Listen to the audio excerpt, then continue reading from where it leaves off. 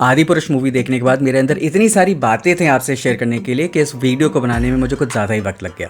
मेरे पास आज इस मूवी के बारे में कहने के लिए बहुत कुछ है, सो आई एम सॉरी अगर वीडियो थोड़ी सी लंबी हो जाए, बट अगर आप एंड तक जुड़े रहेंगे then you would not feel disappointed. मेरा नाम है मोहित, चैनल का नाम है मूवी की वाइन्स और ये वीडियो है आदि पुरुष के रिव्यू के बारे में। तो सबसे पहले बात करते हैं इस मूवी के पॉजिटिव पॉइंट्स की। मूवी में अंकित संचित का बैकग्राउंड स्कोर और अजय अतुल का म्यूजिक ही इस मूवी की इज्जत को थोड़ा बहुत बचा पाता। थिएटर में बैकग्राउंड स्कोर में जितनी बार जय श्री राम की आवाज आती है उतनी बार गूज़बम्स आते हैं। वही राम सिया राम भले इस मूवी का ओरिजिनल सॉन्ग ना हो, पर इस मूवी में जितनी बार प्ले होता है उतनी बार दिल को छूता है और उतना ही खूबसूरत लगता है सोनू निगम और श्रेया घोषाल की आवाज में तू है शीतल धरा। जहाँ पे मूवी की काफी क्रिएटिव चॉइस से मुझे प्रॉब्लम है, वहीं पे एक दो क्रिएटिव चॉइस अच्छे भी थे, जैसे शिव की भक्ति में लगे हुए रावण के साथ उसके आसपास की रावण जैसी मूर्तियां भी शिव की वंदना करती हैं। जामन, सुग्रीव, बाली, जटायु को पूरी तरह से जानवर के रूप में दिखाना, रावण के 10 सिरों का आपस में डिस्कशन करना, ये सारी बातें कुछ अच्छी क्रिएटिव चॉइसेस थी। हाँ, ये अलग बात है कि खराब वीएफएक्स की वजह से ये अच्छे से एग्जीक्यूट नहीं होती। शायद रामायण की खूबसूरती में कुछ ऐसी ताकत है कि कुछ सीन्स अपने आप ही इंपैक्टफुल बन जाते हैं, जैसे सीता हरण का सीन या फिर शबरी के बेर का सीन। श्री राम के बोले हुए संवाद कुछ हद तक अच्छे लिखे गए हैं और शरद केलकर की आवाज में काफी हद तक प्रभावी भी रहे हैं। हाँ, पर ये बात मैं बाकी कैरेक्टर्स के लिए नहीं कह सकता, उसके बारे में हम बाद में बात करेंगे। अब बात करते हैं मूवी के नेगेटिव पॉइंट्स की, जो इस मूवी में भर भर के हैं। टीजर से लेकर मूवी के रिलीज होने तक जिस बात पे इस मूवी की सबसे ज्यादा आलोचना हुई वो था इस मूवी पे 700 करोड़ खर्च करके किया गया वीएफएक्स, जो कम से कम 700 करोड़ का तो बिल्कुल नजर नहीं आता। वानर सेना और लंका की राक्षस सेना को लेकर बनाया गया हर सीन, स्पेशली आखिरी का पूरा युद्ध, खराब वीएफएक्स का शिकार। मूवी की वीएफएक्स की कमियों को ढकने के लिए इसे पूरा डार्क शॉट रखा गया, जिसकी वजह से आधा सीन तो समझ में ही नहीं आता कि मूवी में हो क्या रहा है। और भी काफी विजिबल मिस्टेक्स हैं, जैसे लोगों के शैडो नजर नहीं आते, जटायु का पंख कट जाता है पर तलवार में खून नजर नहीं आता, सुग्रीव और बाली की लड़ाई का वीएफएक्स मोबाइल गेम की तरह लगता है। लिस्ट काफी लंबी है इन कमियों की, लेकिन केवल वीएफएक्स इस मूवी का नेगेटिव पॉइंट होता तो शायद ऑडियंस नजरअंदाज करके इस मूवी को खुशी खुशी देख लेती।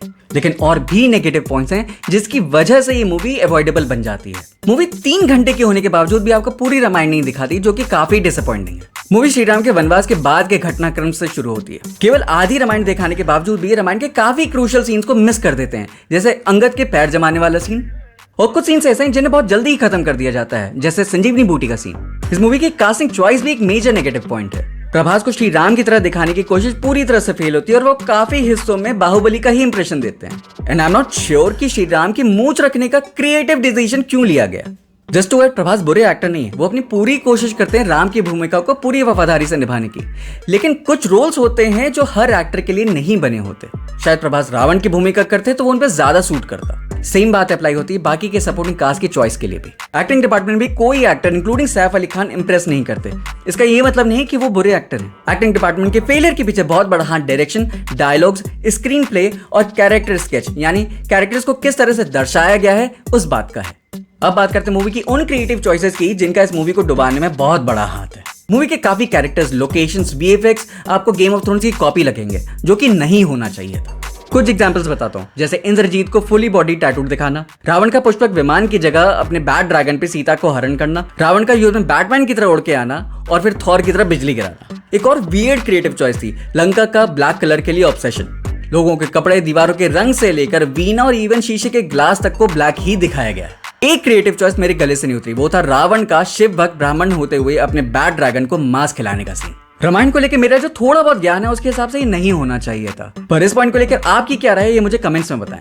इस मूवी का सबसे बड़ा नेगेटिव पॉइंट जिसकी वजह से जंगल की आग की तरह इस मूवी की बुराई फैल रही है, वो है इस मूवी के क्रिंज डायलॉग्स। मुझे ये विश्वास नहीं हो रहा कि इस मूवी के डायलॉग्स मनोज मुंतशिर ने लिखे हैं।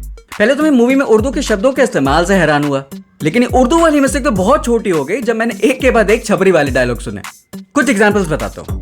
ये तेरी बुआ का बगीचा है क्या, आज खड़ा है कल लेटा हुआ मिलेगा, मेरे सपोले ने तेरे शेषनाग को लंबा कर दिया, बहनों को हाथ लगाएंगे तो हम उनकी लंका लगा देंगे। और सबसे बड़ा एग्जाम्पल जो हनुमान का कैरेक्टर बोलता है, कपड़ा तेरे बाप का, आग तेरे बाप की तो जलेगी भी तेरे बाप की। ऐसे डायलॉग सुनने के बाद कोई कारण बचता ही नहीं है जिसके लिए मैं आपको इसे ओटीटी पे भी देखने के लिए रिकमेंड करूं। तो इस मूवी को बनाने में कहां चूक हो गई फिल्म मेकर से।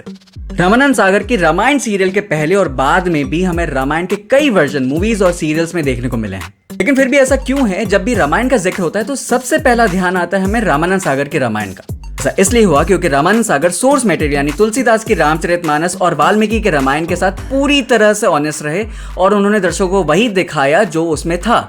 इसका ये मतलब कतई नहीं है कि रामायण के और वर्जन नहीं बनने चाहिए या वो सक्सेसफुल नहीं हो सकते, लेकिन सोर्स मटेरियल को कॉम्प्रोमाइज करके नहीं। और आदिपुरुष के मेकर्स ने क्रिएटिव डिसीजन के नाम पे केवल यही किया है। अगर आदिपुरुष के मेकर्स का ये कहना है कि इस मूवी को आज की जनरेशन के हिसाब से बनाया गया है, तो मेरा मानना है कि आज की जनरेशन को इस रामायण से दूर रखने की सख्त जरूरत है। क्योंकि रामायण के नाम पर अगर उनकी पहली मेमोरी ये छपरी वाले डायलॉग्स रहेंगे तो वो असली रामायण से कभी रूबरू नहीं हो पाएंगे।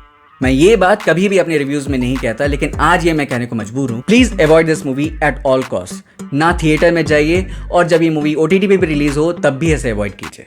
और अगर आप रामायण की शिक्षा अपने बच्चों को देना ही चाह रहे हैं तो मेरे 2 रिकमेंडेशंस हैं। एक रामानंद सागर की रामायण और दूसरे युगो साको डायरेक्टेड 1992 की animation film Ramayan the legend of prince Rama, जो यूट्यूब पे इंग्लिश और हिंदी दोनों में अवेलेबल है। तो ये था आदिपुरुष मूवी पे मेरा रिव्यू। आप मुझे कमेंट्स में बताएं कि आपकी क्या राय है आदिपुरुष मूवी के बारे में और मेरे इस रिव्यू के बारे में। तो अगर आपको मेरा आदिपुरुष का रिव्यू पसंद आया हो then please like this video, और अगर आपको मेरी ऐसी कोशिश पसंद आती है तो ऐसी और वीडियोस और मुझे मोटिवेट करने के लिए प्लीज सब्सक्राइब माय चैनल।